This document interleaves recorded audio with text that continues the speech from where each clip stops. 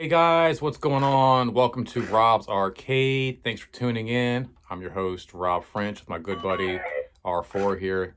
Don't go anywhere. We got a very cool episode of Rob's Arcade. Lots of Star Wars stuff. That's that's right. Don't go anywhere, guys. We'll be right back. Thanks. Pretty funny, buddy.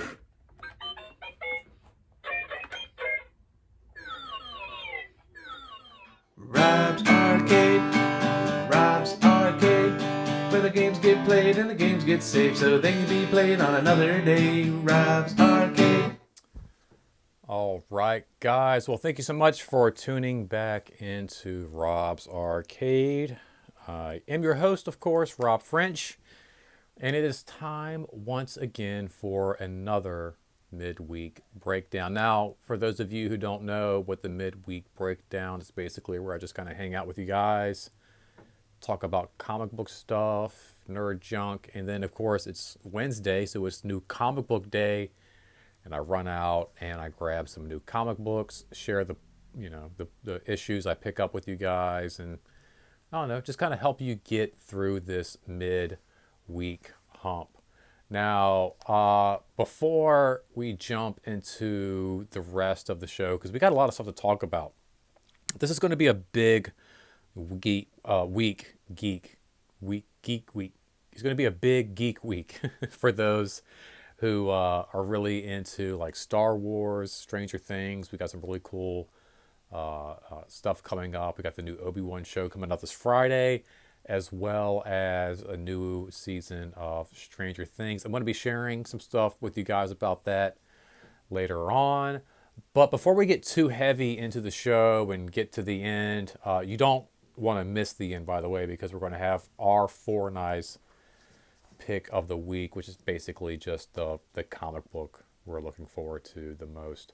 Before we get into all that, we're going to share some of the stuff I read this past week, as well as see just how many comics I read. Now, I'm excited because we got the notebook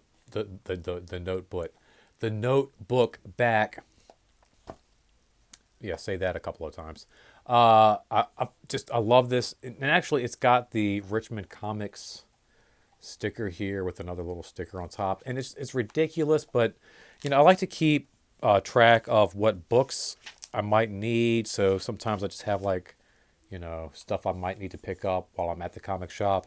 But then for whatever reason, I've just always like to keep track of, in some kind of like jailhouse rules, how many books I read each week. And then man, we skipped a bunch. But picking up on the week of 5/18/22, which was last week, we did read 10 comics, which is kind of shy of what I'm typically used to. I'm like around the baker's dozen, 14, if not more, comics a week. But it's just been a busy, pressing week. So if I didn't get through all the comics that I typically get through, that's why I basically just read everything I picked up last week. But like R4 has stated in the past,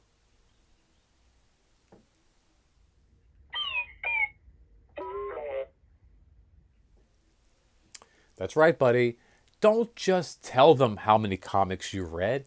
Talk about the comics you read. Show them the books. Show them. So here we go. Okay, first up, really love this issue right here of King Spawn number 10. Really getting into the diabolical side of the story, but just a really great, cool issue. Focusing more on Terry Fitzgerald. And then I just love the fact that it was all black and white and red all over. It's just really cool. And then, like I said, more about Terry, not so much about Spawn, but then we're also getting like a little bit of like what could happen in the future kind of a thing. And then for those of you who don't know, Terry is actually named after somebody in Todd McFarlane's actual life. In fact, if you Google and look through or check it out, Todd McFarlane names a lot of his characters after people in his real life. So anyway, this was a fun issue right here, and I just love this cover, that like blueprint. Also read Wolverine number 2 of the Patch series. Read this a couple of times to make sure I got everything, and I'm still not sure I understand it all. There's always so much mystique and intrigue when it comes to Wolverine. Same thing in issue 21 of his book with Deadpool. Really cool. I think this should just be an ongoing thing. Wolverine, Deadpool, all the time. Super hilarious, super action packed. Just absolutely love it. Another great duo. We've got World's Finest 2 and 3. Really cool, just classic Superman, Batman storytelling there. Also, we have some Nightwing action. I just love this cover. So good. So beautiful. And it looks like all of the events are starting. There's been a lot going on in Dick Grayson or Nightwing's world, and he's just had like a lot cascading upon him, and it looks like it's all finally starting to come to a head. We've also got the Flash, which is really cool because we get like the Flash, Kid Flash storytelling. Just really fun. Love that kind of stuff. We also had this guy, which is our pick from last week. And I kind of joked around. I was like, there's like Shang-Chi and it's Marvel. There's like an Asian appreciation show. There's like Shang-Chi, and then there's Shang-Chi and some more Shang-Chi. All right, so there we go. Yeah, just more Shang-Chi, more Shang-Chi. We just need, it's clearly blatant. We need more diversity in comics and everything in general. Like, I feel like they were just running out of characters to use in this book. It's supposed to be like celebrating the Asian culture. There's a story in here on Mantis. Now, is Mantis Asian? I don't know. Is that how that works? I thought she was an alien. Like, how can you be an alien and still be Asian when the Asian culture is part of the Earth planet? But if you're not from this planet, how can you be Asian? But then I thought maybe they were celebrating the actress who plays Mantis, Palm. I'm not even going to try to pronounce her last name, but Palm is actually a French-born actress, and she's not really, I guess, Asian, even though she looks Asian in the movie. But then that would make more sense to make a dedication to the actress because she looks Asian, but she's not really. It just didn't really make a whole lot of sense. But really cool, really fun storytelling. And if I didn't like get my message across clearly last week, or if I came across like, I don't know, insensitive, probably I did. Typically I do. I mentioned like kind of like key words like cramming down your throat or shoving in your face or blah, blah, blah, blah. With some of these books that, celebrate voices and pride and like independence and all of that. And I don't want to make it seem like I don't appreciate these books, because I do. I think these are some of the books that I appreciate the most. And I always pick them up. I always give them a run. I really want to read them and check them out. But then sometimes I read them and I'm like, wow, this is really just a book about like, again, like Shang-Chi. Or if it's a pride book, it's just like, oh, this is just like a romance book or whatever. And I think that's just the thing. Like, I'm more into comic books. I think if you were just like to give me like a romance comic in general, or maybe a comic book on a material that I just didn't really like, typically drive towards, I would just be kind of like, what are they like, whatever. But I do, like, I don't want to make it seem like I don't appreciate these books, because these are the books that I appreciate the most. I swear, like, I love them. I'm looking forward to more. We got the Pride book coming up. I'm going to pick it up. You think I'm not going to buy it? Are you kidding me? Of course I am. These, I think, were my favorite reads going back. I'm going to maybe pick up some more. Left off on issue 6, but we have Teen Titan Academy 5. Really cool. The Bat guys, man, they're really cool. They got like the Bat Kids. And then we got issue 6 here as well. So that's what I picked up this week. I'm going to go like probably grab a shower, maybe make myself look somewhat presentable. And then run out, grab some comics and stuff. Don't go anywhere. We're going to grab some new comics, and then we're going to look at my. Oh, can I remember all this? It's my hopes my predictions, my wants, and my questions for the Obi-Wan Kenobi show, as well as Stranger Things Season 4. Wow, I can't believe I got that out. That's so good. Awesome. All right, guys, don't go anywhere. Thanks for hanging out. I'm going to go do some junk. We'll check out other Rob here in just a second while I go do some stuff, and I'll be back in a moment. Other Rob, take it away. All right, guys. Well, while that Rob is running out to grab some new comic books, this Rob is going to be hanging out with you and talking about some of my hopes, wants, predictions, and questions that we have concerning the new shows coming out this Friday. We have a new show coming to Disney Plus, the Obi-Wan Kenobi series. And then, of course, we have a new season of Stranger Things hitting Netflix. And I'm going to be talking about that a little bit and just kind of hanging out some of my predictions. Probably none of them are going to be true. We probably won't get anything that I want. Never happens that way. But I figured it might be fun to kind of hang out with you guys. And starting off first, we're going to go ahead and jump into Obi-Wan. Don't really have a whole lot. With anything Star Wars, I just tend to kind of let it play out. I really do. I don't want to try to predict too much or try to assume too much. But I do have a few little hopes and stuff in there that, I want to see play out. The first one is I'm really hoping we get more animated characters crossing over into the live action series. Now, we've seen a few of those happen already with Ahsoka, Cad Bane, of course, with the Mandalorian and the Book of Boba Fett. And I would really love to see, given the time period that this story takes place in, getting some maybe of the clone troopers or even the Bad Batch making a live action appearance. I think that would be really, really great. And we've already got Tamora Morrison, playing Boba Fett in his own Book of Boba Fett series. That would be really great to get this actor to play some of these other clones, like maybe Commander Cody, or like I said, even some of the characters from the Bad Batch. I mean, can we imagine getting a live action Echo, Crosshair, Hunter, a Wrecker? Even Omega, that would be really cool to see her kind of pop up and see where she's at. But that's the first thing that I'm really hoping for, is to get more of the animated characters, maybe even some guys from Rebels popping up in a live action format. That's what I would really like to see. What do you think? Huh? I don't know. Also concerning Obi-Wan, I'm really hoping we get to see Hayden kind of flex his acting muscles. We didn't really get to see a great performance from him as far as his acting goes, and I think that's just because Lucas just really isn't a great director. But I've seen him in other films, and the kid's a really, well, he's not a kid anymore, but he was a really great, young, adolescent actor. And I think just because George Lucas isn't the best director, we really didn't get a chance to see this guy shine. And I'm really hoping that, given some new direction, we can really see what Hayden's got up his sleeves.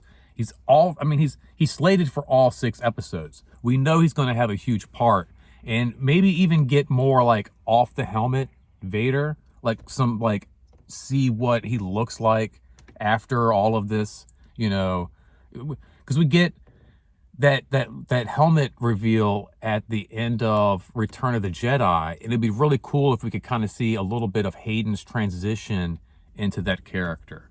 So that's another hope that I really have for this show, is that we get to see a little bit of Hayden's acting skills really shine through. I mean, we all know, Samuel Jackson's a terrific actor, and of course, Ewan McGregor. All of the Star Wars actors have already really had a great showcase before they stepped into Star Wars, and I feel like Hayden never got that opportunity. So it'd be really great for him to shine in this new show.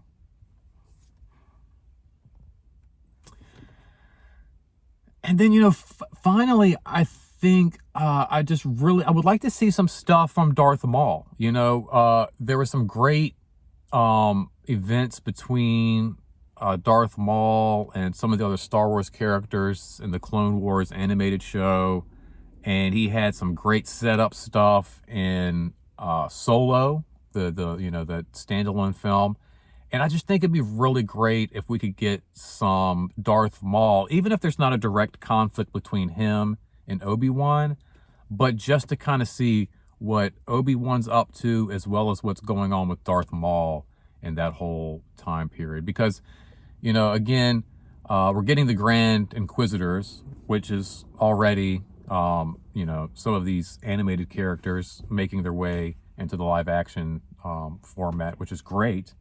But, we're kind of seeing what's going on with the Empire, what's going on with the Jedi, and it would really be excellent to kind of see what's happening with Darth Maul in the Crimson Dawn, and kind of see, if maybe we can get some more story and some more setup from, that side of the Star Wars saga. So, I don't know. What do you guys think? Do you guys have like any hopes or any aspirations or questions or anything that's going to be answered? Like I said, I try not to go too hard with Star Wars, because anytime I try to figure it out, they go completely the other way, and I just like, whoa, feel like I'm wasting my time trying to figure it out. But I don't know. Do you guys have any thoughts, questions, hopes, wants? Let me know. Hit the comment section.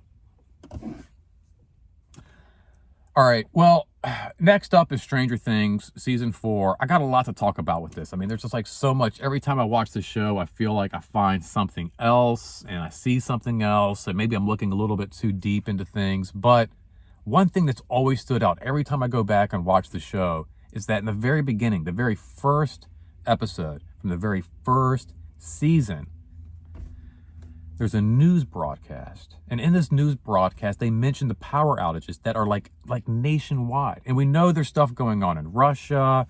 There could be other countries involved. But I've always wondered, is that gonna play out anytime in this show? And I was really upset when I found out some of the characters were leaving Hawkins, because in my opinion, Hawkins is a character. Like, Hawkins isn't just a place in that show. Hawkins is part of the show. It's part of the cast. It's a character. There's just as much development in the city and the town and all of that there are in any of the characters in the show. And I was really upset to find out some of the characters were leaving. But then I thought about it and I'm like, man, maybe this is going to be that payoff. We get to see just how far that upside down goes. Were there other places? Are we going to find out that no matter where the buyers wind up going, or no matter where 11 goes, there's always going to be a little bit of the upside down all over the place? So that's one of the things I'm hoping plays out. Are we going to find out if that news broadcast that mentions there's power outages nationwide going to play into that, storyline eventually at some point? Excuse me. One of the things I look at as I watch the show is that it seems like it's more of a show about power transference, and not really like, nothing really ends. It's not like you can just like cut it off and it's just over. Whether it's the upside down or whether it's 11 or whatever it is, it's always about power being transferred from one thing or one vessel to another, or inhabiting something else, and it never really goes away. But we did see 11 lose her powers in the last season. And I'm really hoping that perhaps we get to see 8 come back, her long lost friend from the Rainbow Room, come back and maybe help her redevelop and gain her powers. I think that would be really cool. Although in the trailer, I noticed Max levitates, so I can't also help but wonder, did somehow 11's powers transfer to Max? Perhaps during that whole mall sequence, did maybe Billy have something to do with that? I mean, since he was connected to the Upside Down, and they're all kind of, like I said, it's all about power transference and being connected to each other. I'm not really sure, but I really hope to see more of 8. We're already looking at, we're getting some flashback sequences of the kids in the Rainbow Room and all that, but it would be really cool if 8 came back and helped 11 restore her powers. That'd be really cool. Something else I think that would be really cool is if we got to see more of Holly Weaver. Who is that? That's the youngest Weaver child. That's Mike's younger sister, the little blonde-headed girl. Now, I think she's played by twins in the television show. But I mean, come on, we got more Erica. I feel like all of the siblings are kind of getting a little bit more, airplay. And I just feel like she'd be a great wild card. Nobody would see her coming. She could kind of swoop in. I already know we're getting some new cast members and some new characters kind of coming in to help save the day. But it'd be really cool. You got Nancy, you've got Mike, you've got Dustin, Eleven, Max, all these different characters everywhere. And then what? Out of nowhere, here comes Holly Weaver. Like, she's kind of been paying attention to all of this. I mean, after all, she is the one character who saw the thing coming through the wall. So she's not completely naive to everything that's going on. She saw the creature walking through the forest in season 3. I think it'd be really cool in season 4 if we got a really cool surprise moment from Holly Weaver. That's what I'm hoping for. Something else I'd like to see out of, and this really has nothing to do with any plots or anything in the show, but I think, when we first start getting into the show, it's early 80s. And as the show progresses, now we're getting into the late 80s, almost early 90s probably. It's really, the time's really progressing in the show. Isn't it time to really kind of focus on home consoles? I mean, we've had Dungeons and Dragons, we've done the arcade. This is the era of when Nintendo and Sega Genesis and all of these things were becoming really popular. You couldn't go to anybody's house without having some kind of a video game system. And I think it'd be really cool to focus on stuff maybe, I don't know, the Game Boy, the Power Glove, the Nintendo system, Game Genie.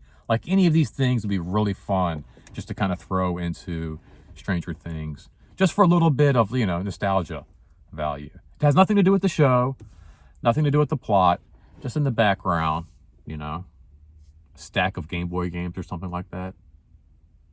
It would make me happy. Now, finally, I guess I'm hoping in season 4 of Stranger Things, we get a better idea of who this company really is. Season 3 was mostly about the Russians and what they were up to. But I just feel like the company, Hawkins Light and Power, wouldn't just pick up their bags and just completely... If you look at the end of season 2, the whole underground of Hawkins is filled with these underground tunnels. We see dozens of these demi-dogs falling down as Elle closes the gate. You mean to tell me the company's just going to ignore this? They're just going to let this go? They're just going to forget all about this and just pick up and just leave? Season 3 makes it look like the company's kind of done. They've left. And now the threat is the Russians. But I don't believe the company is really gone. And who is the company? What are they up to? That's why I feel like maybe Papa still is alive. I mean, come on. They were able to open a gate to another dimension using a girl who had special powers. Now, her mother had special powers. They augmented them, pushed them to the extreme, pushed them way beyond their limits to something they couldn't even handle anymore. So if they were able to do all of that, couldn't they keep Dr. Brenner alive? And if they were able to do all that and they did all of that, what is their main goal? What is their objective? What are they after? Who are they? There's so much going on, like I said, with all these new characters and all this new stuff happening. It looks like we're just going to get a bunch more questions of Stranger Things. But I'm really hoping that we'll get some of these original, ideas and some of these original, plots and storylines kind of wrapped up and taken care of. So many people just kind of oh, the company is just a company. But, they just kind of recycle faces and heads of the company. And, at the end of season 2, Hopper gets a birth certificate. I mean, was that just a kind of a ploy, just to kind of again, kind of smooth things over so that way nobody really questions, what the company's up to. And I think just because they're not operating in Hawkins anymore doesn't mean they're not operating somewhere else. Like I said, again, in the very beginning of the show, season 1, episode 1, they mention power outages across the nation. no telling how big this thing is, how far it stretches. How big is the underground and the upside down? How far do these little tunnels stretch? How big is the company? Hopefully all of these questions and more will be answered this Friday. But until then, all we can do is kind of hope and wonder. Let me know what you guys think. Again, if you have any of your own kind of like theories or, predictions, if you have any questions or anything like that, please comment down below. And I'm sure we'll talk more about it as these episodes air. So anyway, I'll be back in a minute, or Rob will be back in a minute. One of us will be back in a minute with the comic books we just picked up from Stories Comics over on Broad Street. Anyway, guys, take care. I'll be back in a little bit. Thanks for hanging out. See you. Okay, well, we are back from the comic shop, guys. Had a pretty, casual comic shop day, but a little different. Typically, I go grab some lunch with my homeboy Andrew. He was kind of tied up at work, so he couldn't really get out, and just ventured out and just grabbed some comic books, and now I'm back, and this is going to be kind of like the same kind of an episode, I feel like. Just kind of all like, let's get this out, let's get this done, here we go, and there we are. So, without further ado, let's just go ahead and just check out what I picked up this week. We got our comic shop news here, and it's got this... so I mentioned this before. So they got this cool little stamp here in the comic shop news, and we got looks like a really cool Superman story coming up. Space Age, a Superman for the ages. That actually sounds really cool, but they got this cool little stamp down here, and they actually do this themselves. I got a Stranger Things comic book that's got a place for a stamp, so look for the stamp coming up in future episodes. Now, the only thing I really miss about, well, there's a lot of things. I'm not gonna say the only thing I miss about the Comic Book Club Incorporated that I miss, but one of the things about the Comic Book Club Incorporated, which was the comic shop I visited down in Tampa while I was living there, was the way Dolly used to set up her little bags and the way she used to tie them and everything. There was just something really special about it, and it's just, I don't know. Anyway, before we jump actually into the books that we picked up while I was at Richmond Comics, speaking of bags, we got this big bag here. Picked up some... There's a segue to the whole bags thing.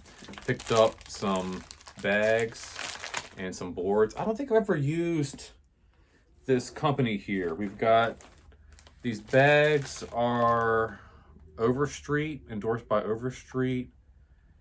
Virgin material. That's got to be good. I don't know what the hell all this is, but this looks like super hyper complicated. So, from Comic Care Supplies, current size covers. So, all right, we got what do we have here? 100 covers, and then we've got some boards. We got 100 boards, point thick. What that means? Current comic book boards. Oh, sorry. There's a glare. I swear. I thought it said collect, slave, protect. I swear. Collect, save, protect. Okay. www.com. You can, all right. It's got a whole thing here. Made in Canada. Okay. All right, cool. Very awesome. These are Wolverine endorsed comic book boards. Awesome. All right. So we got our supplies. We've got some comics in there. We definitely need a bag and board. And then once we read all these guys, we're definitely going to need a bag and board them as well. Make sure you guys hit your local comic shop, support them. I was just actually having a conversation earlier today with my dad and one of his nurses or his caregivers, and we were just kind of like sharing some stories. My dad used to take me to different comic shops when I was growing up, and these are the same comic shops that are still like, they're the same for 30 years. I've been going to the same exact comic shops for 30 years now. It's just insane to think about. So, you know, they only thrive and exist and stick around because of us. So, you know, make sure you guys get out there, show them a little support, okay? First up, we're going to start, like, I guess with some of, like, the more independent stuff. Just kind of shoot through those. We've got Gunslinger number 8 here. Really cool cover. Looking forward to this. The Spawn universe, man, it's gotten really, really complex. It's no longer just this simple story of Todd McFarlane, you know, telling about, you know, a husband and his, you know, his want and his need to get back to his wife. It's gotten really huge. Even, you know, like Heaven and Hell, and even the stuff he was playing with, you know, even in like the early 90s is pretty complex. But man, he's really, really expanded his universe. I figured I'd go ahead and pick up Ninja Turtles 129 from IDW, featuring a little bit more of the Venus character. Venus. Now, for those of you who don't know, she was actually introduced in a television show. I think it was like The Next Mutation, if I'm not mistaken. Correct me if I'm wrong. I don't know. I think it was called The Next Mutation.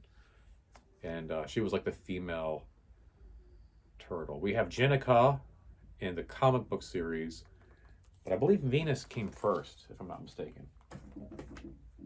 Let's go ahead and jump into some DC action celebrating AAPI Heritage Month with a really cool cover here for Swamp Thing 13. Like I said, this is kind of the stuff I feel like sometimes they maybe exploit or take advantage of this, but it's a pretty cool cover. Pretty neat. Anytime they can just kind of slap that on there. I don't know what that has to do with anything, but, you know, whatever. We got some Batman Detective Comics number 1060. Almost didn't even see this. I don't know what I was thinking. Riddler making his way back in. Really cool costume. I like this update. It kind of makes me think of Jim Carrey in a way. I don't know. I could really see Jim Carrey rocking this costume. It's kind of like a mix of his Dr. Robotnik and his take on the character from Batman. Is it Forever? Yeah. I'm trying to keep up with the Shadow War saga. We got part 7 here. Robin, Deathstroke, terminated. Now he's a Terminator. Deathstroke, the Terminator. Here he gets terminated. But don't worry, he'll be back. They always come back. Nobody dies. So been going, like I said, going back and picking up. This is a really cool cover. I just love this cover so much. Going back and getting back into like Teen Titans Academy. So I went back and grabbed some excuse me, some back issues here. I grabbed 5 and 6 last week. This week I grabbed 7, which is just how cool is that? You got like a gorilla Robin. I don't know, a gorilla. I don't even know who that. That's just what? It's just 2 gorilla superheroes. Really cool. And then I also, of course, picked up Teen Titans Academy number 8. Again, just pretty cool cover. They've got like basically all the characters there that have been represented in the different stories, kind of making their way back in. Got a mystery figure here. Pretty cool. Now, this week, we're not really going to be doing like a whole big like focus on R4's pick of the week because we got, well, a couple of pick of the weeks actually.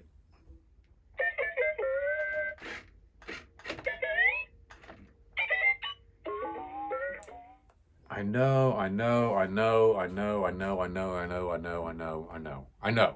It sounds awful. I'm so sorry, R4. We're not going to make a big production. We're going to kind of blow through this. But we've got one for Marvel and one for DC that I'm really excited for. So we're going to kind of do a little bit of both.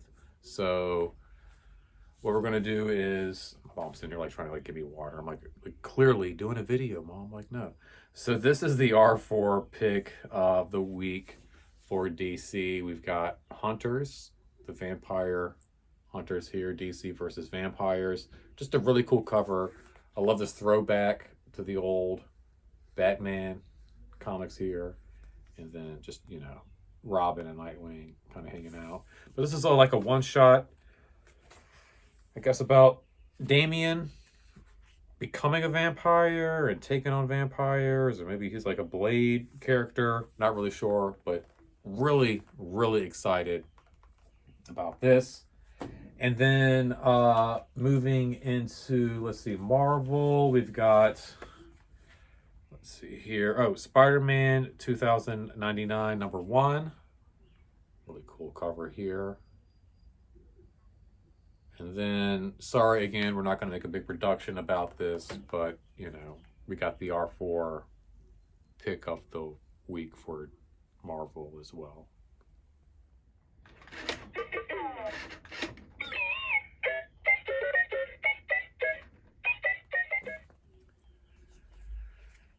I know, I feel bad, I'm sorry. But, yeah, so we have, like I said, a couple. We have, and then, pick of the week for Marvel here, we have Amazing Spider-Man. Just because I'm just really interested to see where this is all going, where the story's headed. We got like a whole new creative team behind this, and I'm not doing a whole lot of this, but I went ahead and grabbed a cool variant as well. It's just really neat. Looks like we got Shadowcat dressed up as Spider-Man, swinging in a spider hammock. Just a really cool cover. Really like that one a lot.